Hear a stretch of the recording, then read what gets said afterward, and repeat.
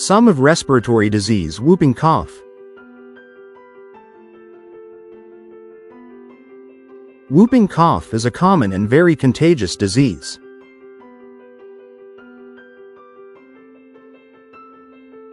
It infects the children between the ages of 1 to 8 years. This disease spreads in the towns much more than in villages because of the crowded and air pollution. The incubation period of whooping cough's microbe is 1 week or 2 weeks. This disease spreads mostly during spring and autumn.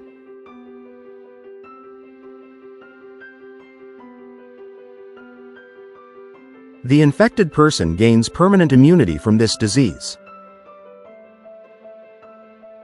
Symptoms.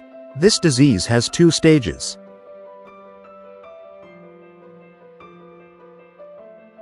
One, inflammation of pharynx, and the upper part of trachea is inflamed and simple cough is seen. This stage lasts about 10 days.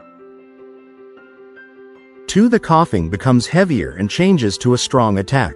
This attack lasts about 2 to 3 minutes and sometimes patients vomits. When the coughing attack increases, the patient's face becomes bluish or reddish. Bleeding may happen in the nose and the lower regions of the eyes. The coughing attack increases when the patient is exposed to cold air and smoke.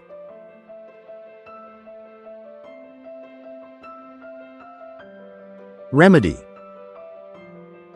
1, visiting doctor is necessary if one of the symptoms is noticed. 2, isolate the infected child from other children. 3, child must be in a good ventilated place. Prevention. 1, vaccination of the children, with triple vaccine once a month, for 3 months. This vaccination starts from the 3rd month. The vaccination is repeated after 1 year. It contains the vaccines against the diphtheria, whooping cough and tetanus. 2, keep out the children from contacting with infected patients.